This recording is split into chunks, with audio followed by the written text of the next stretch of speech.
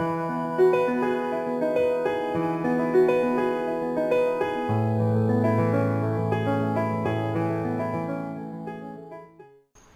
I'm Demi Stevens, founder and CEO of You're the Book Press and editor-in-chief of Self Pub Magazine, and I am in the house with Deb Beamer here at the Mechanicsburg Mystery Bookshop. Tell us, how long has the store been here? In this particular location, we moved in here in 1997. But you were open before that. 1997, but we were down in Main Street. We opened up in Main Street in November of 1990. 1990, so 25 years. Coming up on an anniversary. Yeah, pretty exciting. So what was the bookstore called back then? Cloak and Dagger. Cloak and Dagger, a little mystery. I thought it was great. I loved it. I thought it fit. And then we decided to move the bookstore because we didn't have enough space. Sure. The landlord was great, but we didn't have enough parking, and the bookstore was not configured the way it is now. We just didn't have the space to do it. Mm-hmm. So when I found out this building was going up, I took some space in it. And the parking, lots of good parking and lots of good space. And when I moved the bookstore, because so many people didn't get Cloak and Dagger, they thought we were like a tailor, like a tailor shop. do you do tailoring? No. With a dagger? No. Yeah, you're gonna lay the pattern out with the fabric and you cut it with the dagger. I don't think so. And so I decided I would change the name of the shop to something I thought was really cool. Well, what were you going to name it? Dark and Stormy Night. Oh, yes, absolutely. I mean, you can just see Snoopy on the top of his little book. It was a dark and stormy night, okay? Okay. And I ran into Rich Rosen, who does a TV show, I think it's called Brainbusters. And local personality here. Local personality. A heck of a nice guy. Really, really a nice guy. And he probably doesn't even remember anymore because this was a long time ago. And I said I was moving. He says, oh, okay. And I said, I'm changing the name of the store because people don't get Cloak and Dagger. Oh, what are you going to call it? A Dark and Stormy Night. And there was like no reaction. Silence. Pretty much. Yep. And I said, you don't think that's a good idea, do you? He says, I'll tell you what I would do. Good, nice name, but I would name it exactly what it is and where it is. Mechanicsburg Mystery Bookshop. Mm-hmm. Okay. And I said, you know what? Much as I love the other name, I think you're probably right. Although we do still get people in that don't, even though I've got Sherlock Holmes on the sign out there. Mechanicsburg Mystery Bookshop. What's the mystery? Yeah. Well, some people think we're an occult bookstore, which we're not. Okay. I still haven't figured that whole thing out.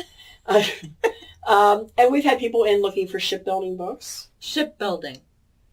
And we've had people... I have Greek heritage, and it's still a mystery to me. See, I'm telling you. Okay. And we had people looking for some car part book. I don't remember what it was. Like the Chilton Manual? That sounds right, yes. No, we only sell mystery, spy, thriller, horror. And we've had people in looking. We actually had people come in looking for Bibles.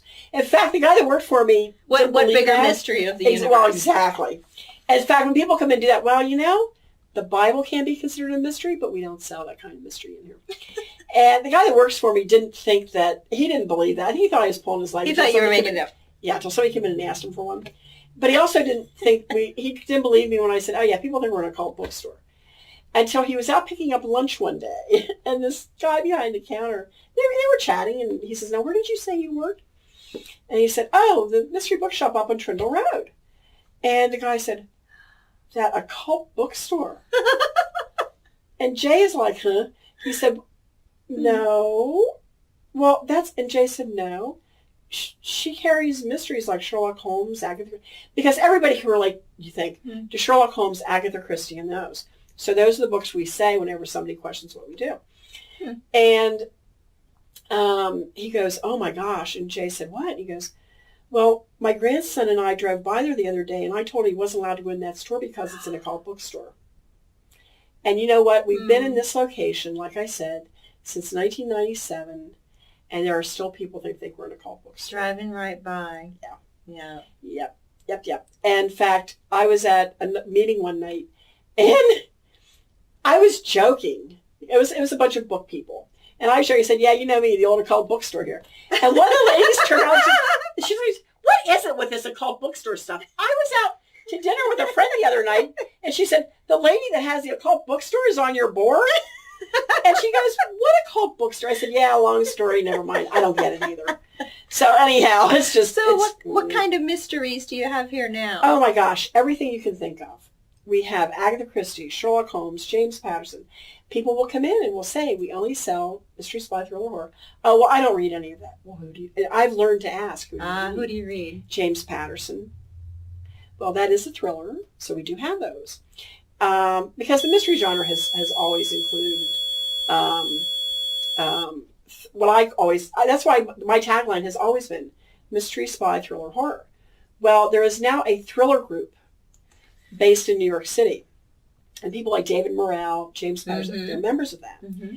They were trying to get the mystery genre to include the word thriller. So see, I was before everyone else. I always do. You're a trendsetter. I knew that about years you. ago. Thank you. Yes, years ago. So you know, Sherlock Holmes, Agatha Christie, James Patterson, Craig Johnson. Oh, Craig Johnson you have some special programming with him, don't you? Let me tell you. He comes in normally once a year, but we've had him twice a year for the last couple of years because he had a book come out in November. And he's coming in again November 9th. This year. Monday evening here at 6:30 because his book, Wait for Signs, is coming out in paperback. And you hear the best stories from him. He is the best storyteller. He's funny. He's funny as all get out. He's worth, he is so worth it that we tell people, look, even if you haven't read his books, come in and listen to him. Yeah, how much do tickets cost? Maybe our viewers would... They are free. What are you talking about? We don't charge anything to hear him. You serious? And we're one of the only bookstores on the East Coast that gets him in.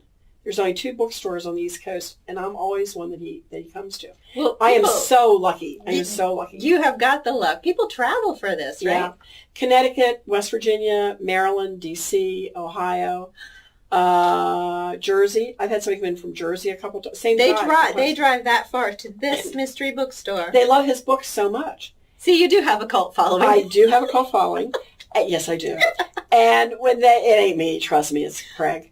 But and people, the first couple of years he was in here, people, and I have it out in the Sonia now, and people call and say, "Where are you located?" Mechanicsburg, Pennsylvania. Well, where? On Trindle Road. Trindle Road, Mechanicsburg, Pennsylvania. Yeah. And you've got Craig Johnson coming. Right. Yeah. Right. The Craig Johnson, who writes the Longmire. I don't know if Yeah. And they're like, how did you get him? Yeah. And they're like, well, okay. So then I'm saying, are you interested in coming? Well, yes. Well, you need to make a reservation. So how many people? 4. Okay, mark down 4 people. The first time he was in here, we had 52. This is not a big space. Well, out there we can clean it out, so it's really big. We move bookcases. So you're moving shop. We move everything out of the way for him. Tremendous! Wow. And his wife Judy has all this swag she sells with Longmire stuff all over it, and so we give her a little space in here to sell her things. And he is, oh my gosh, he tells the best stories. He's the best storyteller that I've ever heard. His stories are funny. He's hysterical. And he'll tell you stories like in the book. There was a story in the book, and he's like, you can't make this stuff up. He said, that's real. He said, that's a real story. And we're like, ew, really? And he goes, you can't make this. And he gives you little inside secrets on the TV show. Real life is better than fiction. We got to see some pictures before the TV show aired. In fact, they allowed us to show the promo clip in the bookstore before people. Wow. They got permission to do that. So for the first 2 minutes, the one time he was in, it was right before the TV show was going to air. Oh my God! And he was in here, and I said, if you can do it, I'll set up the screen and everything. And he just sat there and grinned while we were watching it. And I looked at him. I said, I got one question. Do you grin like that every time you watch it? He goes, yep, I do. Every time. And he's so sweet. He's the nicest man, very down to earth. And like I said, like one of the little hints they tell you about the TV show is. They showed us some pictures, and his wife and I were looking at the pictures. Craig was talking to somebody in the bookstore, and this was after the event was over. And she says, you know how women have these shirts, and they're really fitted really tight, and you wonder how they move in them? We're like, yeah. And she said, look at Katie Sackhoff right there. See that little piece right in there? Yeah, that's elastic. Oh. So I don't know if I just gave So out a she big can trade breathe. secret or not. It probably is. Yeah, maybe we better cut that part out. Spandex is... Spandex or something.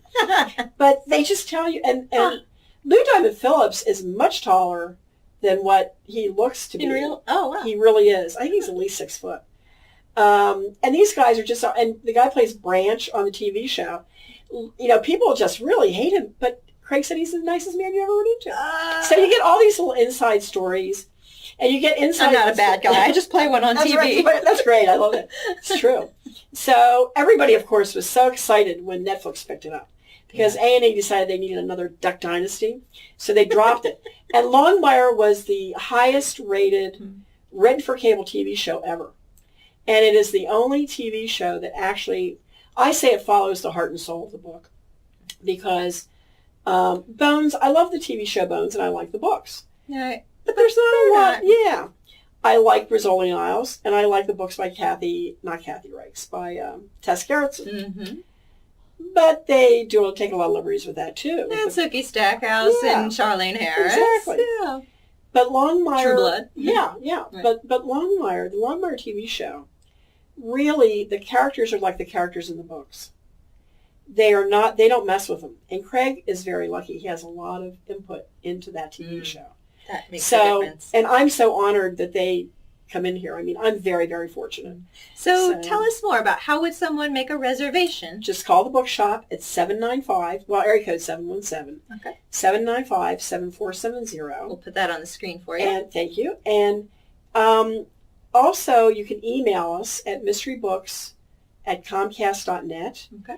But make sure you make a reservation because this hasn't really hit yet. And the minute it hits, we will get 50 reservations inside of a week. So you guys are the insiders today. You've got the first dibs. So, and it's very important because we do fill up fast and we have to have a reservation because we end up with a waiting list every time. Wow. Tremendous. And you know, normally we get everybody in because we'll have a few people that won't show. Yeah. And, you know, but it's just people, we just know that when he comes into town. And the other nice thing is any event that we have, if you want a book but you can't, if you want a book signed and you can't make it to the event, or if you want it signed and personalized. You could pre-order your autographed copy. We do that a lot. That's tremendous. Because you can't always get to the shop. You know, the timing isn't always good. So you're not only a mystery bookstore, you do special orders. Yes, we have a lot of people now who live close by.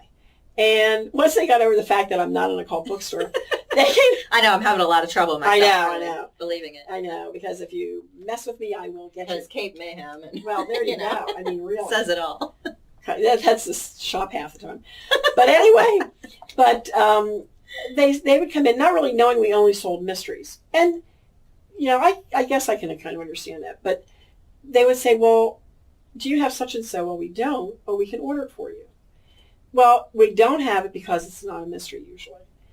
And so we will special order the book, and you get the same discount that you do if it's sitting on the shelf. That's tremendous. And even if it's a book that's out of print, if you can't find it, we will try to find it for you. And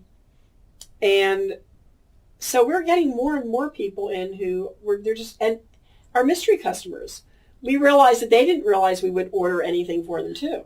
So even our regular customers who order mysteries all the time are saying, well, can you get me so-and-so, or can you get me this or that? So we actually do, I would say a lot of our book orders anymore are special orders for people that's a tremendous service. It's so much fun. Saves your customers running around. Yeah. And they never have a hard time finding a parking space. Yeah. Except for Craig Johnson Day. True. Craig Johnson Day, we let people park in the grass. Come early. Yeah, come early. We can park in the grass. It'll be fine. We decided that was a really good service to order. We didn't come up with it ourselves. One of our customers said, you know, there's a book I've been trying to find and I can't find it. But our understanding is it is in print. It was a husband and wife. And so we looked it up. We could get it without a problem. And I said, would you like us to order it? It'll take about a week to get it. Do you want us to try to get this for you?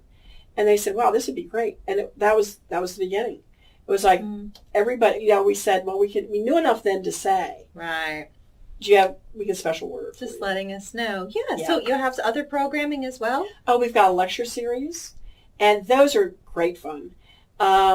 Last fall we had a couple on the Revolution, which might not sound like fun, but the lecture is great.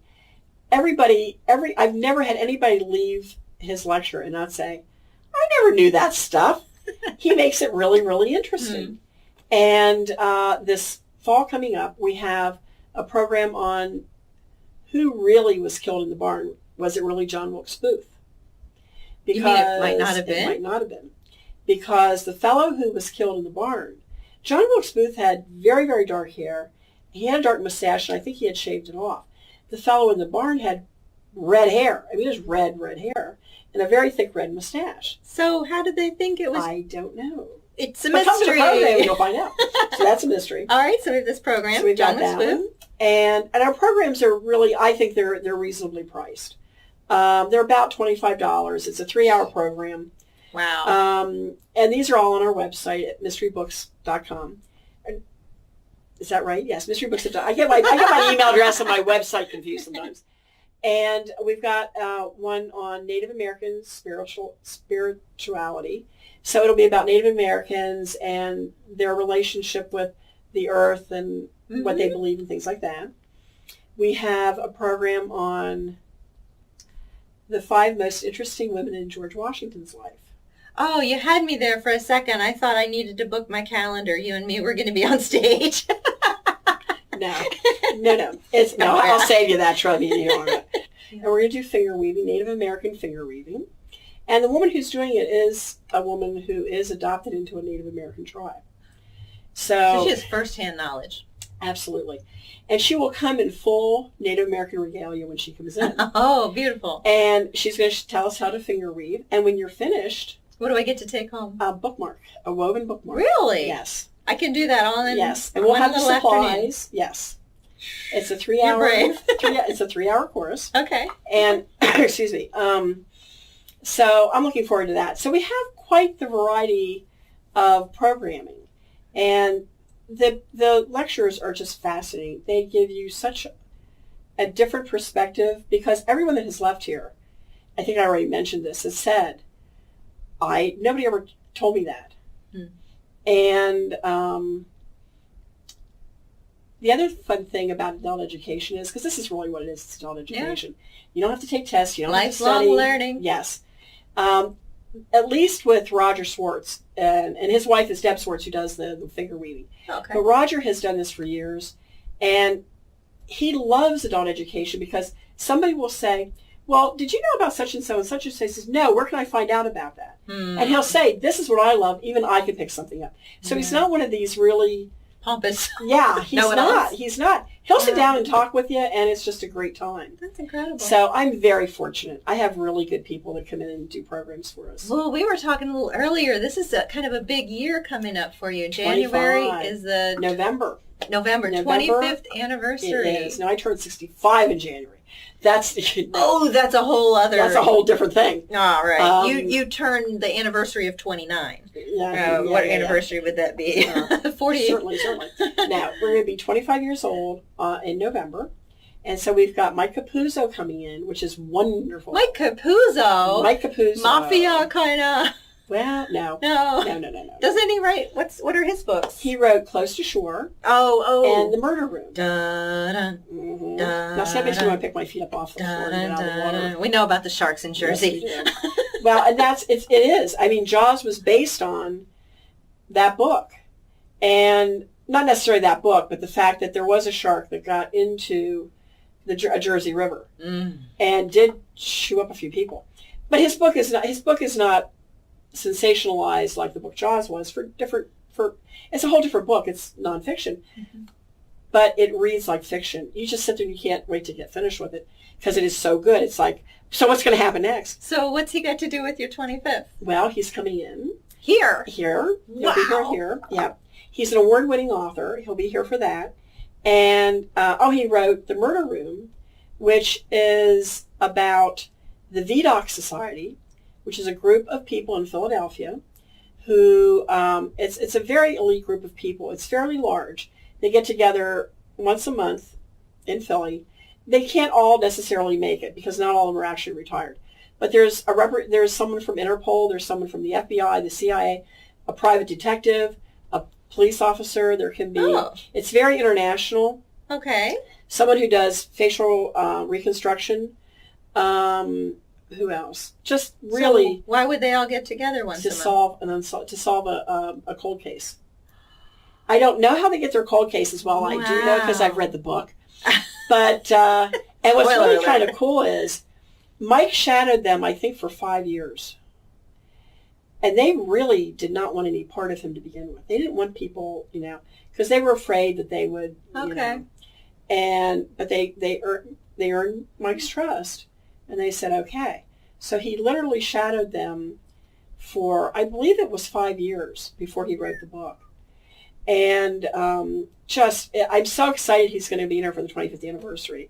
So, and we'll have all kinds of stuff going on that day. Bringing these amazing minds into your midst. He's just, and again, an amazingly nice guy. Just amazingly nice. You wonder sometimes if authors, this is what always fascinates, not my older customers, but any new customers we get in when they come into an event for the first time. Well, he was so nice. Seemed like a real person. They are. They're just so nice. Disclaimer, authors are real people. Well, Craig Johnson. They pay their dues till they get published, and I think that's one thing that's humbling. Get a rejection letter. How do you feel? Woohoo! Yippee. One more down. Exactly. But he and his wife were in New York, and he said, well, honey, this is it. This is the last one. If it doesn't, he says, it probably won't take very long. Well, he goes up to the, I don't know if it was an agent or the publisher who it was, but he went in to meet with her. And she had, I guess he had sent it to her in advance, and she read it. And she says, how many more of these do you have back at your place? Oh, well, that's a standalone inside. She says, no. It will be, if you want to sell it, it has to be a series. Mm-hmm. Because they love most mystery fans, and maybe non-mystery. I don't know, because I don't get into other things. But they like series, and particularly when the characters fall in love with that hero. They really do. And their quirks. Oh my God. And women love Walt Longmire, the main character. What can I tell you? Yes, that's it. And it was the very last, and they bought it. And whenever Warner Brothers went to Penguin and they were looking for a TV show, the one reached behind her back, she pulled out the Longmire book and gave it to them. And they said, oh, no, you don't understand.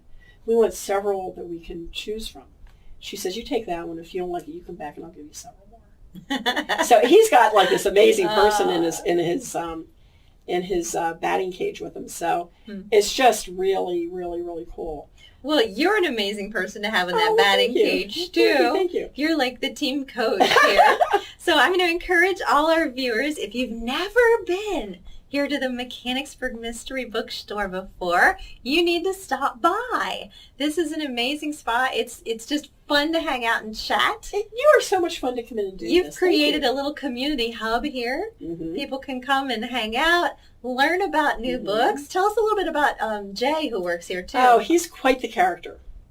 Jay will be with me for, I want to say it's 11 or 12 years. He knows exactly how long he's been here. He's probably got the days and the minutes. Yeah, he's counting down toward sainthood. Yeah, pretty much. And he, we're not going to let him hear that part because it'll give him too many ideas. But he'll be here for 11 or 12 years, I believe, this fall. And he was a customer. And he was a farrier, but he couldn't shoe horses anymore because of his back. Oh, and that's a very hard. Heavy horses. Yes. Yeah. And it messes with your spine. Ooh. So he said, if you know anybody needs any handiwork, he said, I got to do something to keep busy. He said, if you know somebody knows hand, no problem.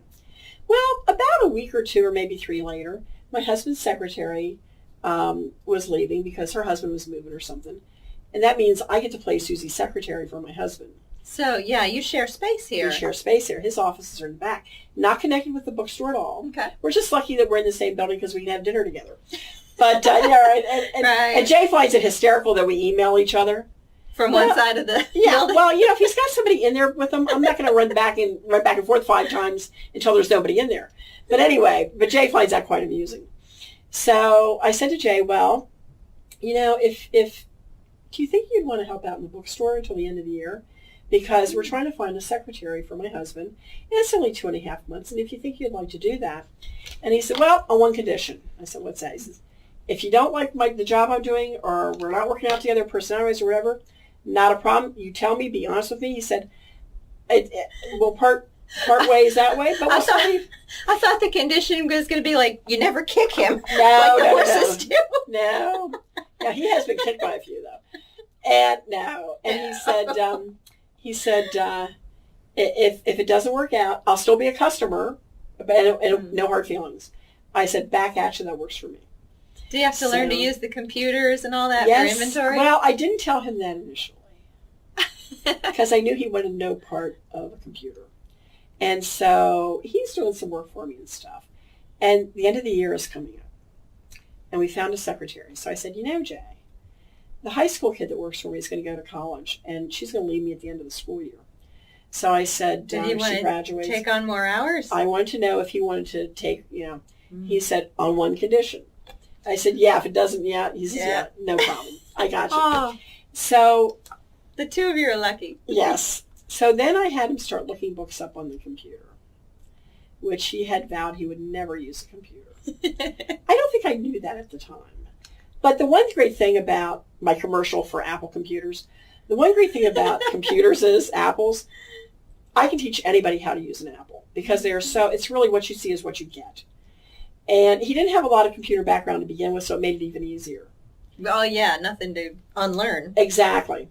So he started looking stuff up, and it was okay. Oh, my gosh. Now you would think, 11 or 12 years later. He's the computer guru. He's the computer guru. Mm-hmm. And I find this amusing, but it's okay. I let him go. I let him think what he wants to. No, he's the guru.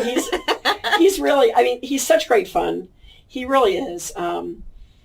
He's just, we have a good time together. This is a bookstore with so much personality. You're going to have fun when you visit us here.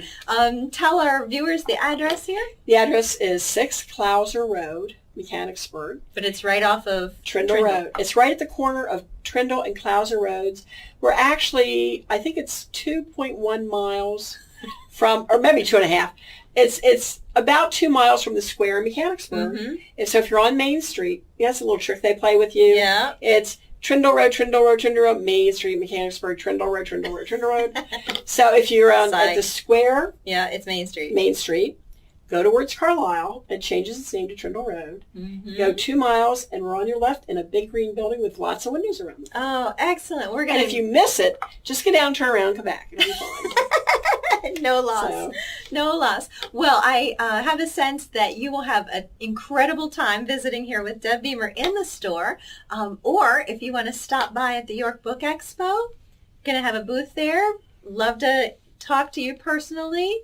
Talk about, maybe get some book recommendations, pick her brain on who you might like to read, because this woman knows mystery, thriller, spy, and horror. Ooh, thank you. That's not my genre. We don't do a lot of horror, but we do have some people that come in. And again, if we don't have what they want in horror, we just order. See, I blocked it out. I couldn't even remember that you carried that genre. That's okay.